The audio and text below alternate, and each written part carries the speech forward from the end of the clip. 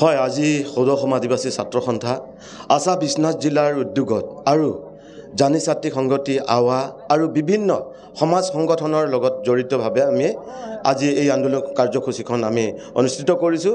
আৰু ইয়াত আমাৰ জাতিটোৰ যেহেতু আমি লিড লৈছোঁ, জাতিটোৰ প্ৰতিনিধিত্ব কৰি আছোঁ আৰু আমাৰ লাঞ্ছিত বঞ্চিত আদিবাসী জনগোষ্ঠীটোৰ বাগানে হওক বস্তি হওক লাঞ্ছিত বঞ্চিত কৰি ৰাখিছে চৰকাৰে। প্ৰতিটো ইলেকশ্যনৰ আগত চৰকাৰে প্ৰতিশ্ৰুতি দিয়ে কিন্তু পালন নকৰে।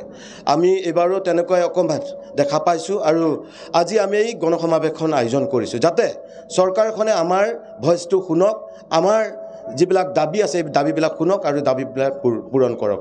দাবী আছে জনজাতিকৰণ, অনুসূচিত জাতিকৰণ, লগতে চাহ শ্ৰমিকৰ মজুৰি বৃদ্ধি লৈ। গতিকে অতি শীঘ্ৰে আমি দাবী জনাইছোঁ অসমৰ মুখ্যমন্ত্ৰীগৰাকীয়ে যদি এটা কৰি দিব পাৰিছে আৰু দুটা কিয় ৰখি আছে। গতিকে অতি শীঘ্ৰে 2026 চনৰ নিৰ্বাচনৰ আগমুহূৰ্তত যদি আমাৰ জনজাতিকৰণ আৰু লগতে আমাৰ চাহ শ্ৰমিকৰ মজুৰি যদি বৃদ্ধি নকৰে কিন্তু অন্যথা কিন্তু আদিবাসী ছাত্ৰ সন্থাই এনেধৰণে প্ৰতিবাদ কৰিব আৰু গোটেই অল অসমতে প্ৰতিবাদ সাব্যস্ত কৰিব বুলি আপোনালোকৰ গণমাধ্যমৰ জৰিয়তে আমি অসমৰ মুখ্যমন্ত্ৰীগৰাকীক আমি সকীয়াই দিছোঁ। মই জানি শক্তি সংগঠিৰ চেণ্ট্ৰেল সভানেত্ৰী হৈ পেলাই এইটোৱে ক'ব বিচাৰিছোঁ যে আজি অকলে নহয়, বহু ধৰি আজি আমি আন্দোলন কৰি আছোঁ।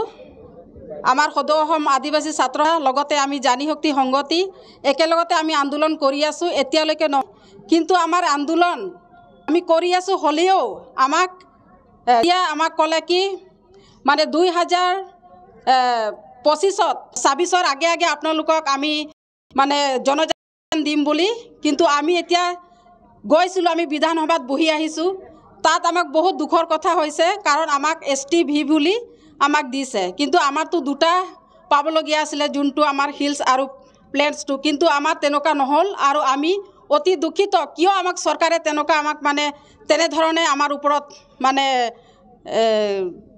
যোনটো আমি জনজাতিকৰণ প্ৰাপ্য অধিকাৰ আমি পোৱা নাই। কিন্তু সেইটো কাৰণে আমি সকীয়াই দিব বিচাৰিছোঁ যদি আমাক এই 26 আগে যদি আমাৰ জনজাতিকৰণ নহয় স্পষ্টভাৱে এইবাৰ আকৌ আমি আন্দোলন মানে কৰিম।